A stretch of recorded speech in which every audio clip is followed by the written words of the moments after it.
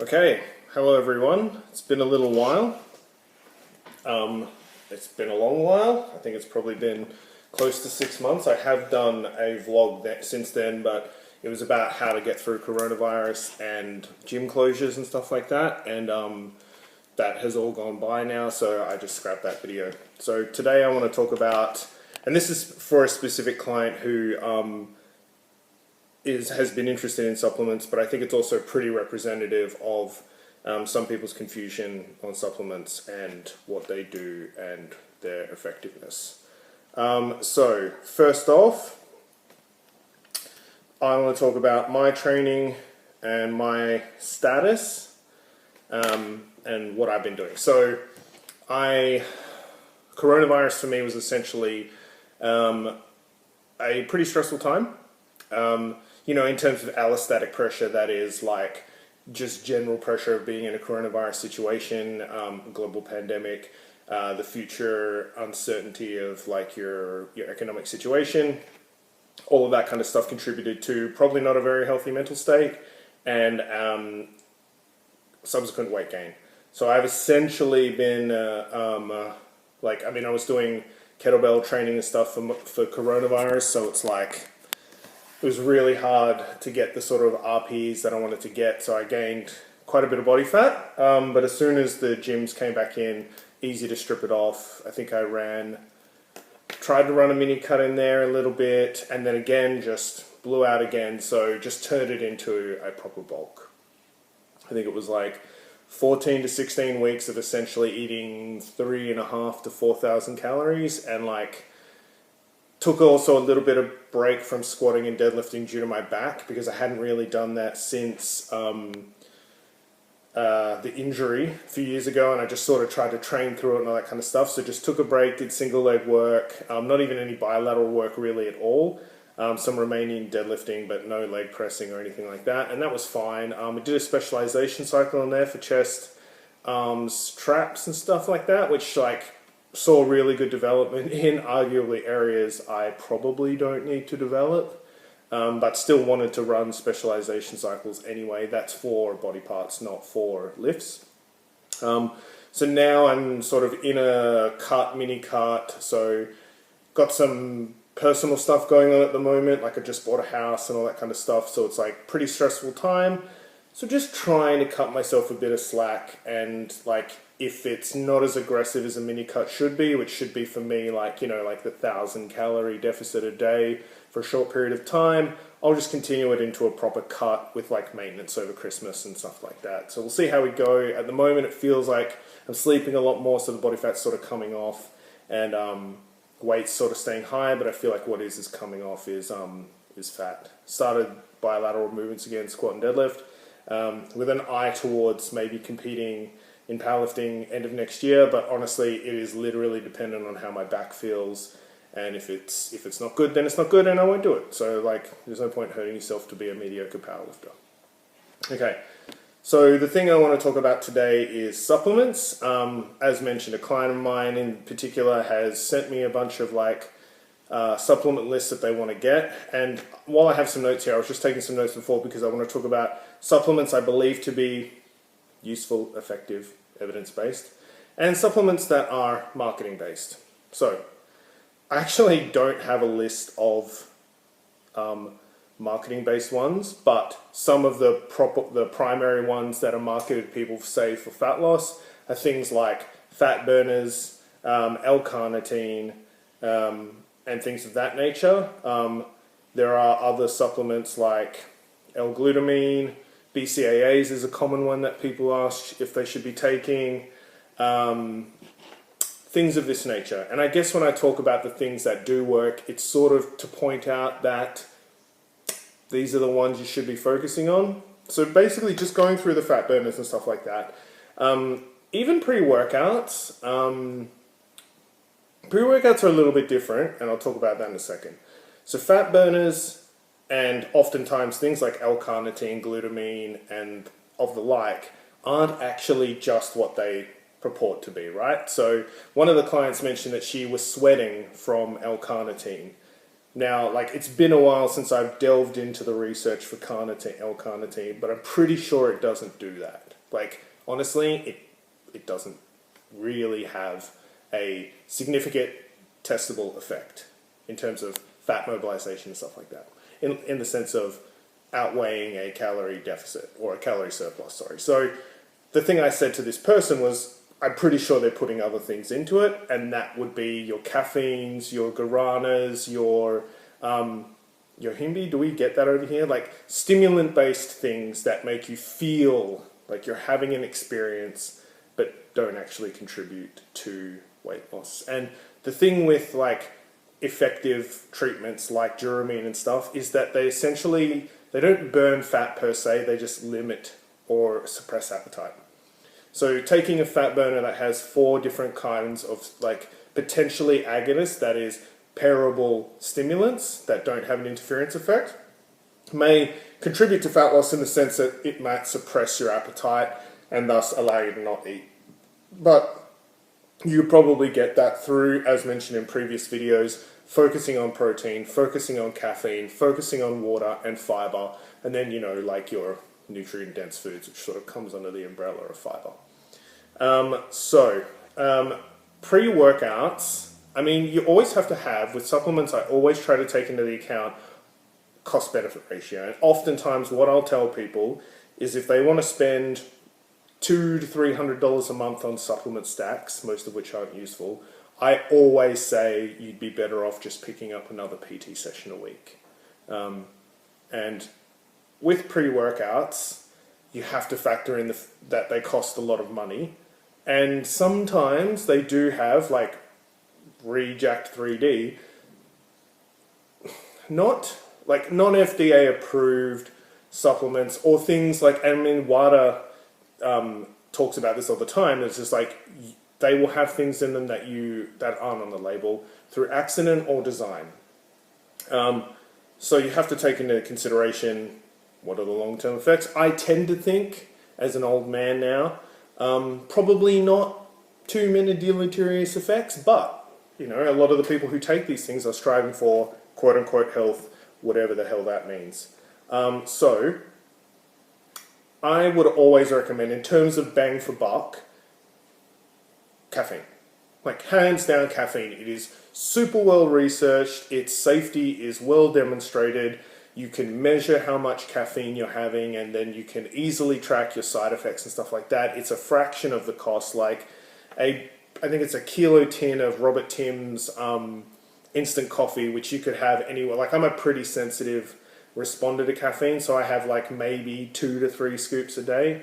But if you're not, then you can. If you're a low responder, you could have 6 teaspoons a day, and a kilo tub would last you like 3 to 6 months. Like, honestly, for me, I'm just like, I have shit that I want to waste my money on, and it's not pre-workout. And even if it is to get a result, caffeine's going to get you there. So something to consider. You can spend your money on pre-workouts, but I wouldn't advise it. You do what you want. In terms of fat burners and L-carnitine, again, you can spend your money, but you would literally be better off just getting a PT who can help coach you through a sustainable calorie deficit. So, and this isn't to rag on anybody for wanting to buy those supplements. Like, this sort of touches on another vlog I wanted to do about like the efficacy. These things are marketed to people who are not like, I'm not an expert in the field, and these people are just like, you're fucking everyday people. They don't know they see the advertisements and they go, okay, that's what it purports to do. So like, PTs recommend fat burners and L-carnitine and glutamine, and like those kind of things, and BCAAs. Let me come back to. I'm going to write BCAAs down. So if a PT, and most people have had multiple PTs, if they're coming off a PT who's been like, take L-carnitine, take BCAAs, take fat burners, why the fuck wouldn't they? So again, this is nobody's fault for being like misinformed. BCAAs are an interesting one because somebody asked me about it recently, and I was basically like, If your protein intake is sufficient, they're useless. And if they're not, they're useless, right? Because, I mean, like, they will have leucine in them, and you need, 2.5 roughly, I think, to 4 milligrams of leucine to trigger sort of the muscle protein synthesis response and stuff like that. But, I mean, like, are you drinking fucking BCAAs all day? Because that's a very expensive thing to do. So if you're having it once, yes, okay, you're triggering it then, but what about for the rest of the day? Like, yes, your exercise triggers it as well, but my point is you would just be better off focusing on having a protein serving at every meal from a varied range of protein sources, be you vegetarian, vegan, or, herbivore, omnivore. So, BCAAs, again, like, the thing I always say with supplements, I'm basically just like, if they had a really positive effect, they would be scheduled, controlled, because they would also have side effects. Vis-a-vis Duramine and I believe metformin and things of that nature. Like, these are controlled substances for a reason. And that's why we do see like shit like Jack3D get tighter regulations and, get their formulas changed because fucking people have panic attacks and heart attacks. And, it's like why 10, 15 years ago you could get ephedrine and fucking supplements. The ECA stack, boys, remember that shit? Which I haven't done ECA, I've done, which is ephedrine, caffeine, and aspirin. Sounds like what you'd take at a rave, but I did pseudoephedrine, caffeine, and aspirin, and essentially it's just like, it's probably what a fucking fat burner purports to be, which is a fat loss thing. So, this comes from me having done most of the things that you are being told to do, and also then merging it with, I would hope, a pretty evidence-based philosophy. So,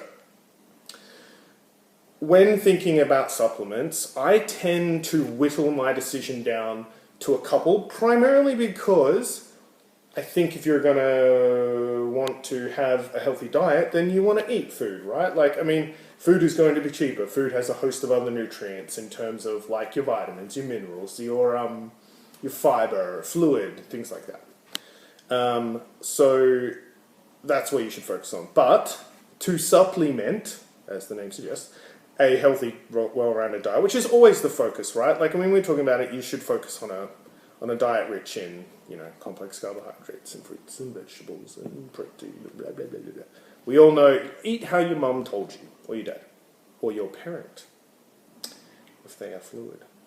Anyway, so, what supplements should you take? Well, I mean, that is a varied and personal question, right? I personally have some supplements in the house, and I'll talk about those. So basically the first one that I always recommend every single person who trains, and this is only because people don't typically eat enough of it, particularly women, that's anecdotal, but I always find it's women who don't want to eat protein.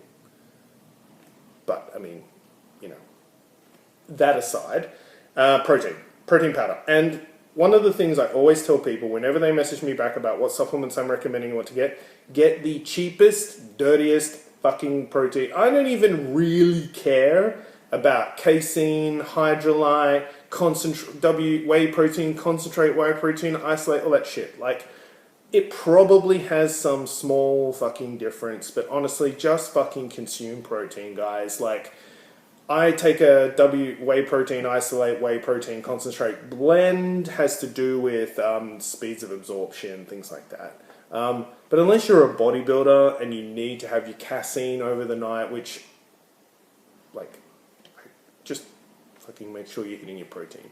And that's something that, like, I always think about. It's just like, hit your protein target first, then worry about spacing it out, and then worry about types of protein, and so on and so forth. So I always recommend, Chemist Warehouse has a whey protein isolate, whey protein concentrate blend. On special, it's like 2 kilos for $40. They do a cookies and cream, chocolate, vanilla. It's sweet, but I mean, like, trust me, guys, I'm sure we've all tasted non-flavored protein powder. I'd rather my shit have a taste.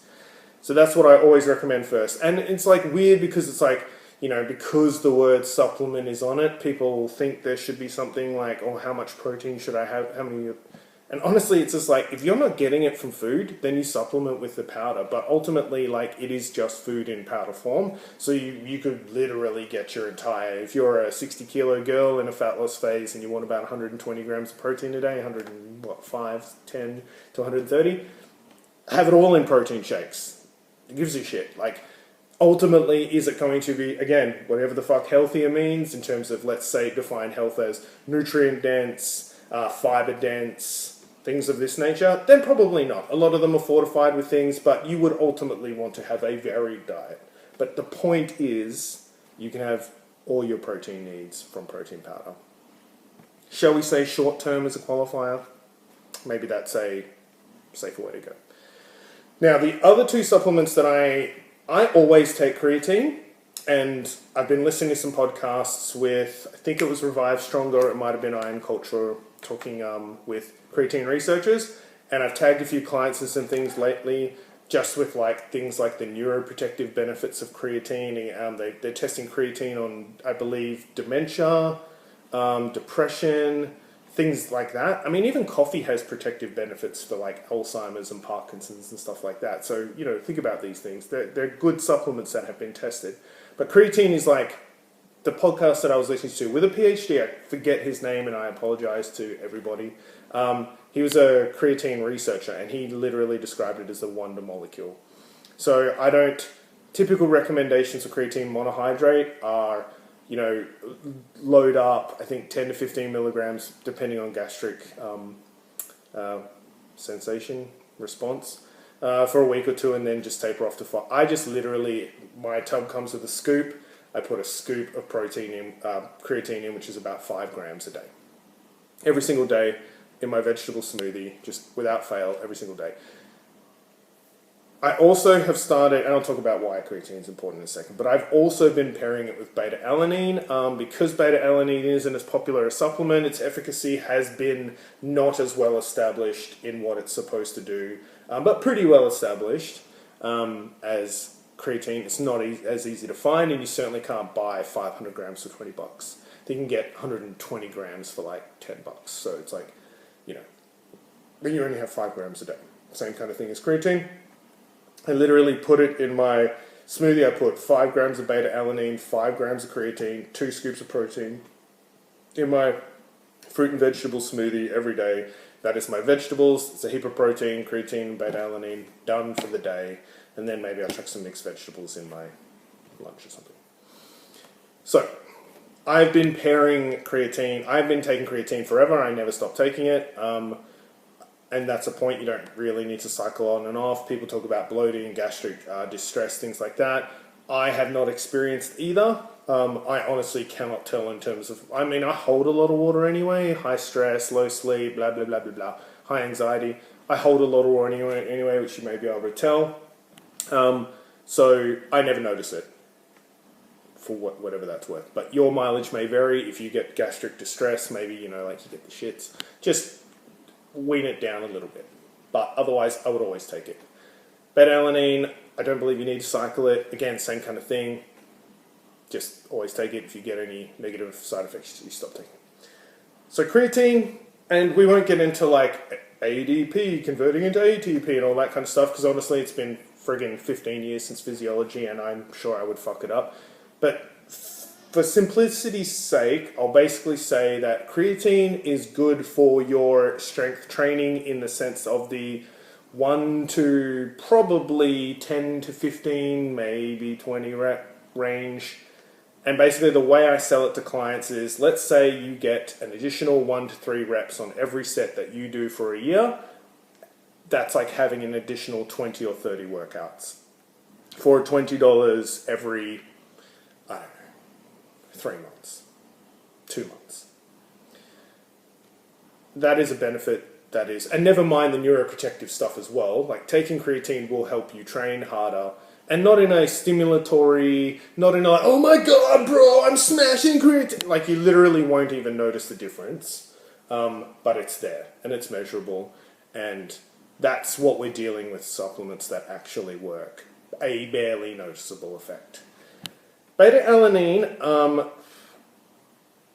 is interesting. So I've started taking that over the last maybe 4 to 6 weeks. Now, all my programs pretty much are superset for myself, for my clients, just because who has the fucking time to do a set and sit around for 2 to 3 minutes? Like, I'm talking, like, I essentially manage local fatigue, vis-a-vis the muscle in during my workout, and then let my cardiovascular system deal with the global fatigue.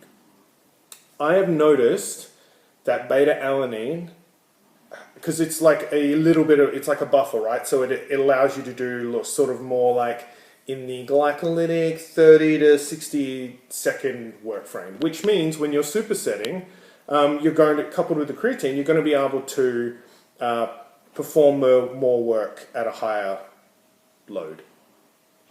So supersetting, and I've noticed this, I literally will do supersets. I was thinking the other day, like I was doing squats and bench or something, and I was like, I'm huffing and puffing, but my strength is still there. Like, what the fuck is going on? And it's not until I get like really towards the end of the workout. I mean, like I said, I just take caffeine, I just take beta-alanine, creatine. There's no, that's the only difference has changed beta-alanine. Now, that's an anecdotal thing. I don't expect you to believe me based on just my personal experience, but the evidence for beta-alanine is that is a carnosine buffer, I believe. Again, just metabolic pathways that allow you to do more work. Essentially get a helping hand through beta-alanine. So, since all my clients are on superset programs of some kind, or at least like due to the constraints of PT and wanting to get the most bang for the buck, we're on a limited time frame of rest. Would I like to take 2 minutes plus of rest for every single set all the time? Of course I would. Who has that fucking kind of time though, right? So I'm gonna start pushing. I've pushed a few select clients. Ultimately, when I'm dealing with fat loss and stuff like that, I'm just like, just eat protein. Don't confuse them with supplements and stuff. Maybe talk about like a fiber supplement or caffeine and stuff. But like, I've started being like, look, if you can afford it, go and get some creatine and some beta-alanine just to make your session. Some of my clients do, work as hard as I do, 50, 60-hour weeks, plus have kids, which forget about it, and then also do 6 a.m. sessions with me and don't have great diets. Not through their own fault, but just through, like fucking shit is hard. So maybe just like having a creatine and beta-alanine boost might help those early morning sessions and just to feel like, you've got the support that you need. Something to think about. Those are really the three that I have notes for. The only one that I have is maybe a multivitamin if you're in a calorie deficit. There's a lot of talk about the efficacy of multivitamins. We go from just like expensive pea to not. I found personally, like, even if you just go by what color my pea goes, when I'm dieting and thus intaking less nutrients necessarily, calorie deficit, a multivitamin can be useful. Again, cheapest one you can find, whatever. In terms of taking specific zinc or B vitamins and stuff like that, I think we're getting a little bit into the weeds with that kind of thing.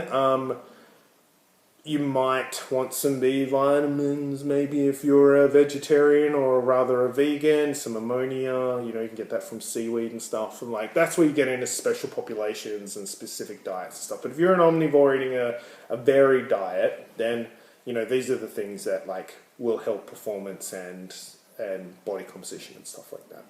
So to recap, fat burners, L-carnitine, BCAAs, glutamine, I mean, like some immune function and stuff there, but honestly, like, you're spending $60 to $80 on glutamine a month when you could just fucking sleep more, and that would be far superior in terms of recovery. I don't think any client of mine who would want to buy glutamine is training so hard that they need it. Like, and with so optimal with their protein and calories, nutrition and sleep, and that they need that edge. Whatever edge glutamine infers, which isn't much. So again, fat burners, L-carnitine, BCAAs, glutamine, pretty much everything except I've said,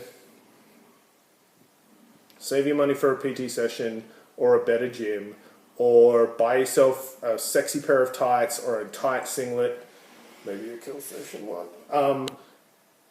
and get into the gym and hit it hard. In terms of supplements, you should get protein, creatine, beta-alanine, maybe a fiber supplement, definitely caffeine, and maybe a multivitamin if you're dieting. But I think, and maybe I haven't put too fine a point on it in this video, the point is eat your healthy foods. Like, eat your protein with every meal, eat your complex carbs with every meal, eat your fruit a couple of times a day, have vegetables with most of your meals, lots and lots of water, 2 to 4 liters minimum a day.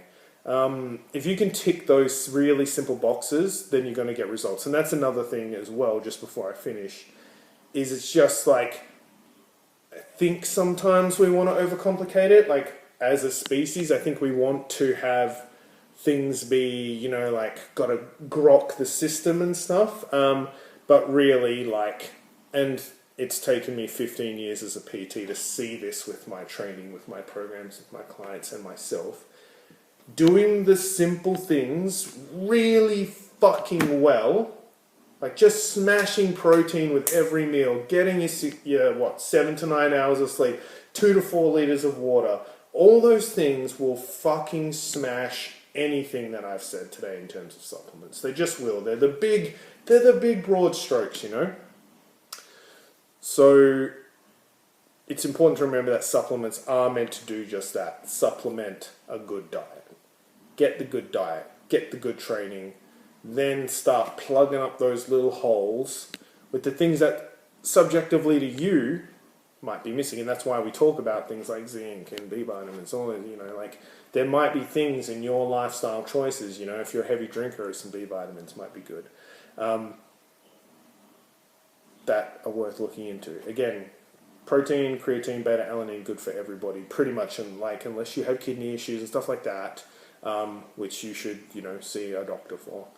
Or if you experience any negative side effects, again, see a doctor. Like, oh yeah, it should be said, I am not a doctor, and I am not a registered blah, blah, blah, blah, blah. This is just my advice. But I believe it to be the best evidenced advice available. So, I think that's me. It's a pretty long one today, and I know you guys have other things to do. Any questions, comments, thoughts, queries, criticisms, do not hesitate to contact me on all places that people can contact. I hope this has been helpful, informative. I've only literally written like 4 things on a piece of paper, so I'm not sure how connected my thoughts were. But if it helps, I hope it does. Thanks, kids. Bye.